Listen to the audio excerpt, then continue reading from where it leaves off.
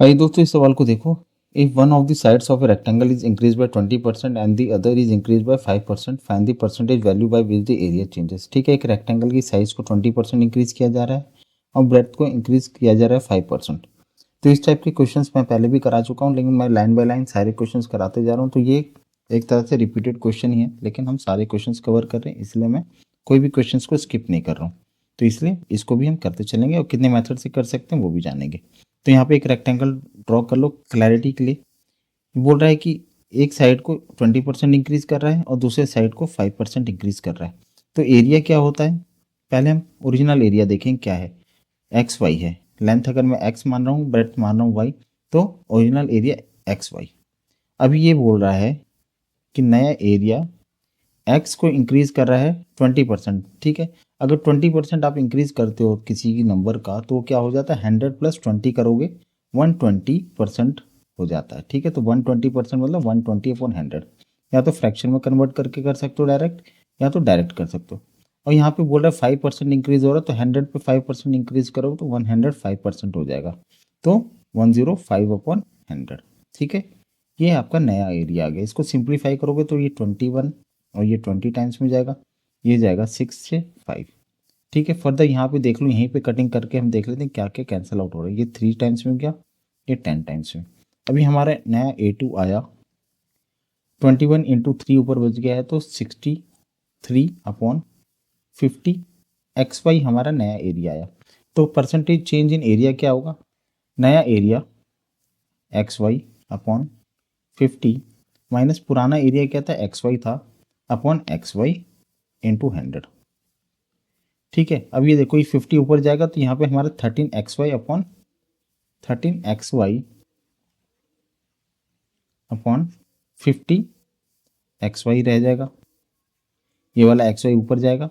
ठीक है, तो रेसिप्रोकल होके 1XY होगा × 100। ठीक है, अब यहाँ पे XY कट गया और यहाँ पे 100 2 टाइम्स में कटा, तो 26% यहाँ पे हमारा इंक्रीज आ रहा है। ठीक है, 26% का इंक्रीज आया। अब ये तो एक हो गया मेथड ये। ठीक है, एक मेथड ये हो गया। बाकी अब हम क्या कर सकते हैं दूसरे मेथड के लिए। दूसरा मेथड ये है कि आप x को कोई नंबर एज्यूम कर लो। ठीक है, दूसरे मेथड में फिर उसका एरिया निकालो, फिर नए का एरिया निकालो। अगर आपको सिंपल से परसेंटेज है तो वो भी इजी पड़ता है, वेरिएबल्स की जरूरत नहीं पड़ेगी।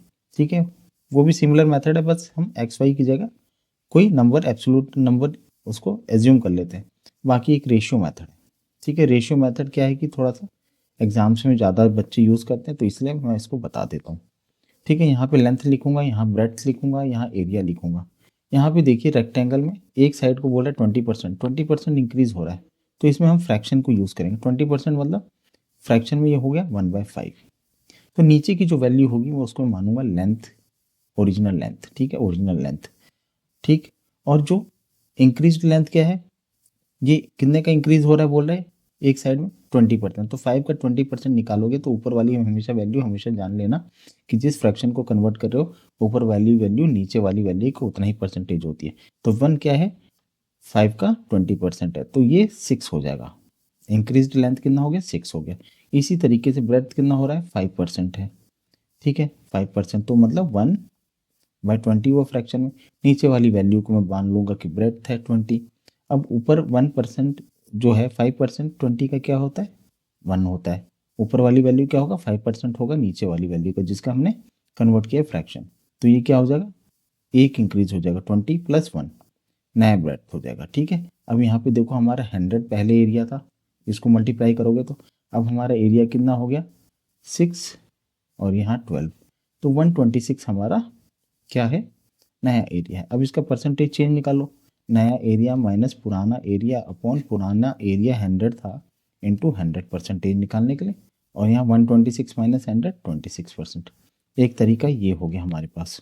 एक तरीका मैंने आपको एक और बताता हूँ, ये हो गया हमारा थर्ड मेथड। और ये फोर्थ मेथड में हम जाएंगे तो वो एक फार्मूला बेस्ड होता है, उसमें आप लिख सकते हो a + b + AB/100। इसमें आपको सीधे से परसेंटेज की वैल्यूज़ को सीधा पुट कर दो और आपकी वैल्यू आ जाएगी। कैसे, a 20% है तो 20 डाला, b क्या है 5 वो डाला। अब यहाँ a की वैल्यू 20 × 5 बी की वैल्यू 5 है। अब यहाँ देखो 5 टू जा 100, 100 यहाँ पे 1 हो गया। अब यहाँ ऐड कर दो 20 + 5 + 1 कितना हो गया 26%। अगर ये वैल्यू पॉजिटिव में आती है तो हमेशा परसेंटेज इंक्रीज, और अगर नेगेटिव में आती है तो परसेंटेज एरिया में डिक्रीज आता है। तो आशा करता हूँ समझ में आया। तो लाइक शेयर सब्सक्राइब करें। Thank you for watching.